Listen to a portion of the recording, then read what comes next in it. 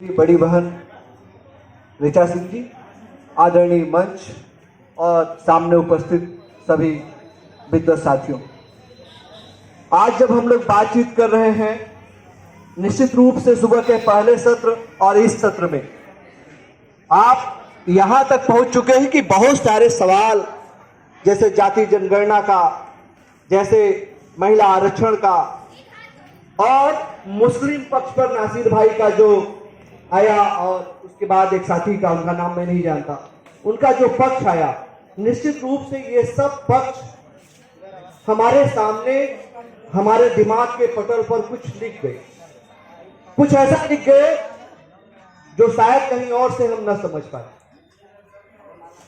एक पक्ष के लिए मुझे कहा गया था कि एनएपीएम में दलित आंदोलन की भूमिका क्या है, या दलित आंदोलन की भूमिका और उसकी चुनौतियां क्या क्या हैं, इस पर आप बात करेंगे।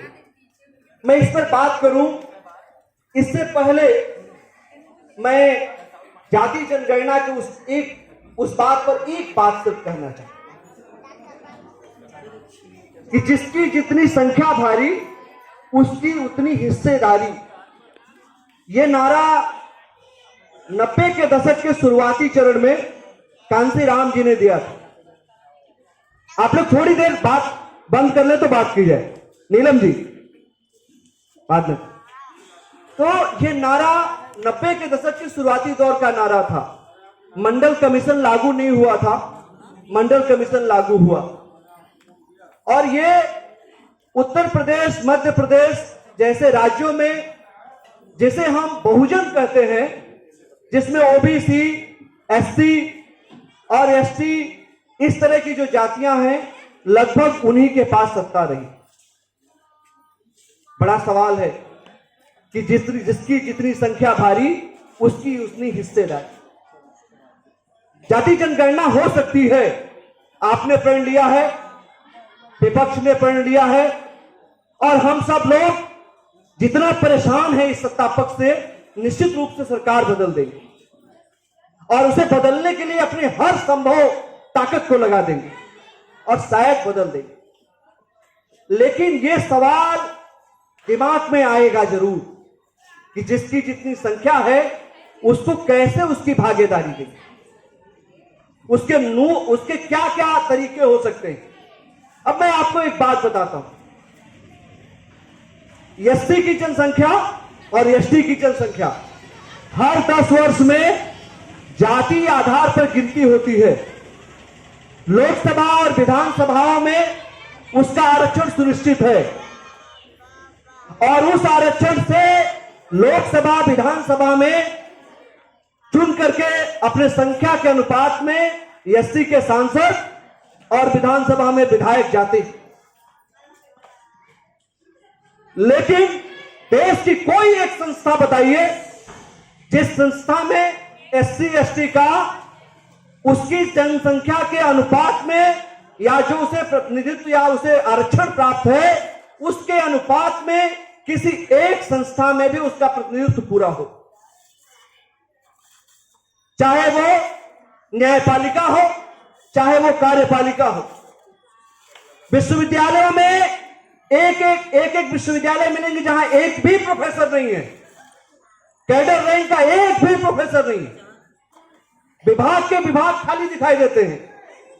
महाविद्यालयों में प्राचार्य गिनती पर भी नहीं मिलते हैं कि गिन कर बता दूं। ये बड़ा सवाल है और ये तब जाके इस सवाल को समझने के लिए आपको नीयत समझनी पड़ती है कि ये सत्ता में बैठा हुआ व्यक्ति या हमारे द्वारा बैठाया गया व्यक्ति की नीयत क्या होगी। क्या वह इस नीयत से कार्य करेगा कि वह हमारे प्रतिनिधित्व के सवाल को, प्रतिनिधित्व का सवाल समझेगा। अभी आपने महिला आरक्षण देखा, महिला आरक्षण 33% जो लागू हुआ, अब उस 33% में किसके घर की महिला चली जाएंगी भैया? किसके घर की महिला सांसद हो जाएंगी? यहां बैठे हुए किसी के घर से, या ये बैठी हुई महिलाएं लोकसभा का चुनाव लड़ लेंगी क्या?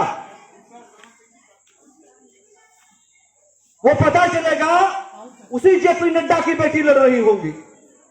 वो पता चलेगा उन्हीं के दूसरे भाई की बहन लड़ रही होगी या पत्नी लड़ रही होगी। मतलब ये 33% वास्तव में आपका प्रतिनिधित्व पहुंचे इसके लिए हो गया। हम सब लोगों ने कहा कि इसमें कोटे में कोटा होना चाहिए। 33% में तय करो ओबीसी का परसेंटेज, तय करो एसटी का परसेंटेज और तय करो एसटी का परसेंटेज। तो सुना ही नहीं गया।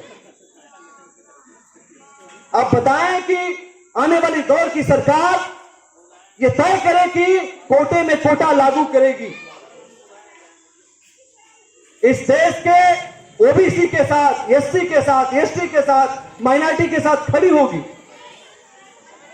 निश्चित तौर पर यह बात है कि मुस्लिम तबका 20% हो, 18% हो, जाति जनगणना से बाहर आ जाएगा। लेकिन वो आप ये बताइए कि कोई मुस्लिम इस बात से डरेगा कि क्या खाएगा? ये डर तो है कि इस सवाल तो है, लेकिन उसका प्रतिनिधित्व अब तक कहीं पूरा हुआ है? तो प्रतिनिधित्व के सवाल पर बहुत साफ साफ होना पड़ेगा। अब मैं अपनी मूल बात पर आपसे बात करूं तो मूल बात क्या है? दलित आंदोलन स्वाभिमान का सवाल है, अस्तित्व का सवाल है, उसके गौरव का सवाल है, उसके रोटी का सवाल नहीं है। सबसे बड़ी जरूरत रोटी की है, लेकिन दलित आंदोलन ने पिछले दशक में यह साबित किया कि रोटी से बड़ा सवाल हमारे लिए सम्मान का सवाल है। उसके पास जमीनें नहीं है। जमीन के लिए आंदोलन करने वाले लोग अभी जेल जा रहे हैं। भूमिहीन, ये सबसे ज्यादा भूमिहीन दलित है, लेकिन वो कह रहा है भूमि पाना हमारे पहला सवाल नहीं है। हमारे लिए अगर प्राथमिकता पर कुछ है तो वो हमारे लिए सम्मान है, और उस सम्मान के सवाल पर खड़ा होने के लिए। और आपने देखा, हम 150 साल पहले नहीं, हम 500 साल पहले की बात नहीं कर रहे हैं। आपके सामने 2 अप्रैल 2018 का उदाहरण है। सुप्रीम कोर्ट से मिलकर इस सरकार ने जो किया था कि SC/ST एक्ट को कमजोर करने की जो साजिश की थी, उसके खिलाफ सड़क पे उतरे तो भारत बंद हो, ऐसा आज तक दोबारा नहीं हुआ। और मैं नहीं कह रहा हूं कि सिर्फ इसे दलित लोगों ने ही अकेले कर दिया था, अकेले दलितों ने नहीं कर दिया था, लेकिन दलित तबका सड़क पर आके खड़ा हुआ तो उसके साथ मुस्लिम भी खड़ा हुआ, आदिवासी भी खड़ा हुआ, पिछड़ा बड़े पैमाने पर खड़ा हुआ। मैं ये कह रहा हूं, और उसने सिखाया कि जब आप खड़े होंगे तो लोग आपके साथ आएंगे। आपने देखा, किसान आंदोलन, भूमिहीन हमारे लोग हैं। इस देश में सबसे ज्यादा घोटाला तो लैंड का है ना। किसी के कुत्ते के नाम पर 500 एकड़ जमीन है, किसी के हाथी के नाम पर 500 एकड़ जमीन थी। यही बिहार से निकला था। अभी भी तमाम रजवाड़ियां जिंदा हैं।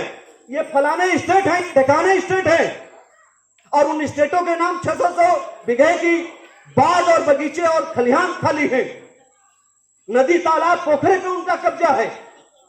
हमारे पास तो नहीं। लेकिन जब आंदोलन में जरूरत पड़ी तो किसान आंदोलन को भूमिहीन किसानों ने खड़ा कर दिया। और वो जिन्हें आप सिखों को देख रहे, सिख समुदाय के जो अभी साथी थे जो बता रहे थे, मैं उन सब का आभारी, उन सबको जब मैं देखता हूं तो सोचता हूं कितना बड़ा आंदोलन। 1 वर्ष तक लंगर चला ले जाना,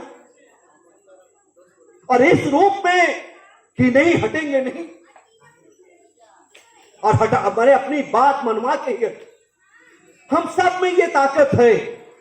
निश्चित रूप से हमारे सामने जो सबसे बड़ा सवाल है, इन आंदोलन कर्मियों के सामने जो सबसे बड़ा सवाल है, वो आज ये सवाल है कि हम कैसे इस तानाशाह को सबसे पहले बाहर करेंगे।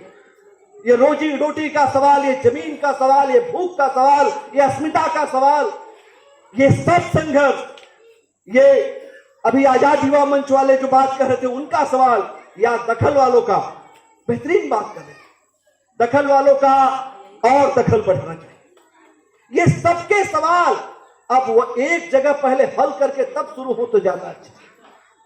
पहले उन्हें सरकार से बाहर किया जाए, जो हमारे खिलाफ के लोग हैं, जो हमारी आवाज जिन्हें पसंद नहीं है, जिन्हें हमारा बोलना पसंद नहीं है, उन्हें पहले सत्ता से बाहर उतारने के कार्यक्रम में लगना होगा। और अगला बचा हुआ 4-6 महीना जो है वो हम सबको ये तय करना पड़ेगा, अपने अपने आंदोलनों को अपने अपने साथियों के साथ इस अभियान में लगना होगा कि जो इनके खिलाफ खड़ा होगा हम उसके साथ खड़े होंगे। हमें किसी भी रंग के झंडे को नहीं देखना है, किसी भी रंग के झंडे पर हमारा कोई सवाल नहीं है। जो रंग इनको हरा देगा वही रंग हमारा होगा। किस भाव के साथ खड़े हैं। और मैं समझता हूं कि अभी गठबंधन है, आगे और मजबूती से सामने आएगा और उसमें जो भूमिका हमारी हो सकती है, जो हम सबकी भूमिका हो सकती है, जो दलित चेतना दलित आंदोलन की ओर से भूमिका हो सकती है, वह भी निभाई जाएगी और निश्चित रूप से हम लोग इस उत्तर प्रदेश में उन्हें रोकने में सफल होंगे। आप सबको जय भीम, आप सबको नमस्कार।